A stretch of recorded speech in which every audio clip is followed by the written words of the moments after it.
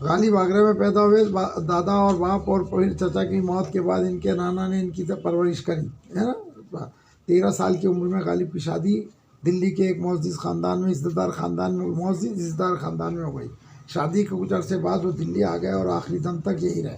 غالب اردو کے عظیم شاعر، بہت بڑے شاعر، عظیم، ادھر سنو بیٹا ادھر آپس بات، عظیم بڑے شاعر. انہوں نے اسد اور بعد میں غالب تخلص کیا.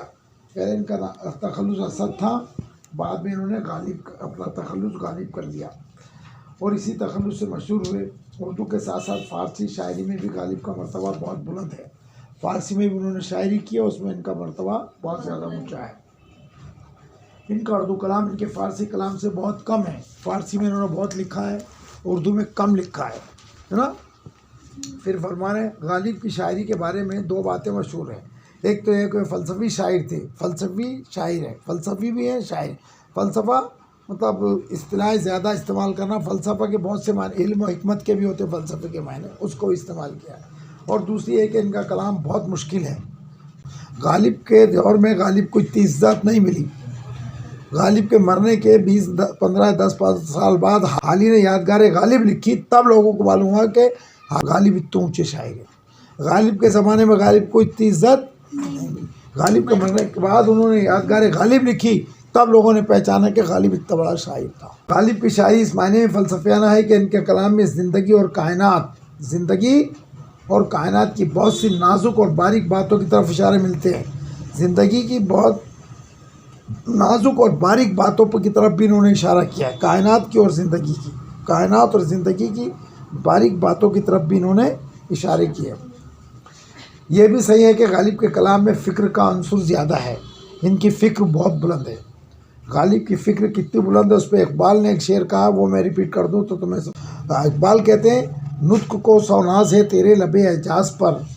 نطق کو بولنے کی قوت گویا ایک ہو، قوت گویا اللہ نے بولنے کی طاقت دی ہو نا، اس کو اے غالب تجھ پہ ناز ہے. نطق کو سوناز ہے تیرے لبے اعجاز پر، میں حیرت ہے سریا رفت پرواز پر. اے غالب تیری فکر اتنی بلند ہے کہ تاروں بھرا آسمان بھی حیرت کرتا ہے کہ زمین کا آدمی کی فکر اتنی اونچی، اتنی سوچ بلند ہے، اتنا اونچا بلند مقام پہ سوچتا ہے غالب.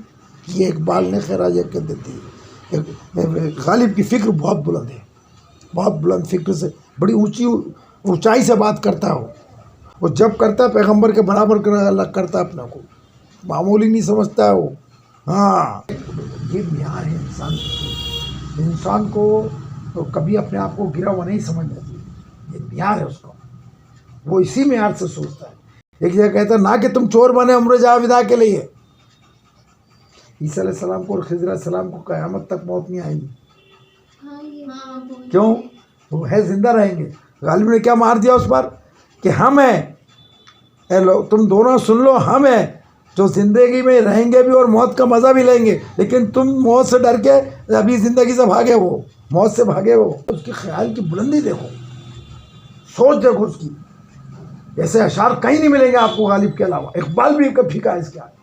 ایک جگہ کہہ رہا ہے وہ کہ نہ کردہ گناہوں کی حسرت سے ملے داد، یارہ بغیر ان کردہ گناہوں کی سزا ہے.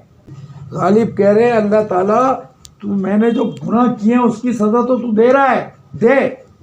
میں نے جو گناہ کیے اس کی سزا تو دے رہا ہے، دے. لیکن جو گناہ نہیں کیے اس کی داد کون دے گا؟ ہے سمجھ میں آ رہا ہے غالب؟ یہ ہے غالب.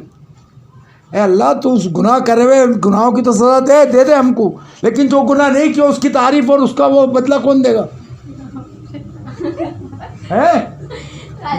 ہے اس کو بولتے ہیں خیال، بلند خیالی، کہ دے تو گناہوں کی سزا دے رہا نا، دے میں نے گناہ کیا، لیکن جو گناہ نہیں کیا اس کی تعریف اور اس کی جزا.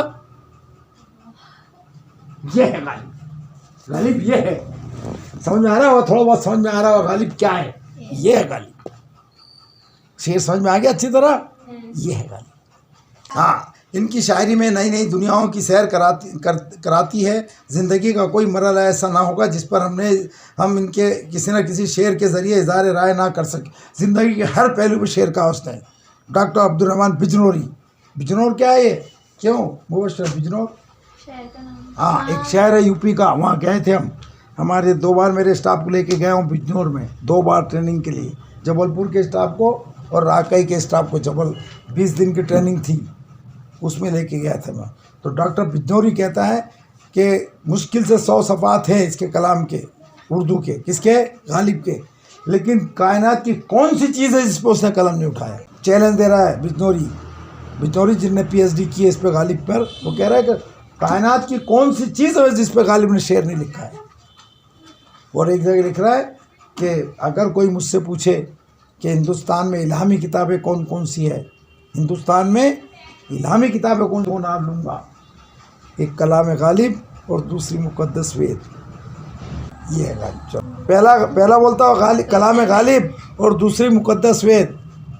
غالب نے قصیدہ ربائی اور قطع کی جمع قطعات وغیرہ بھی کہے، لیکن غزل کے علاوہ قصیدہ گوئی کی حیثیت سے بھی ان کا مرتبہ بہت بلند ہے.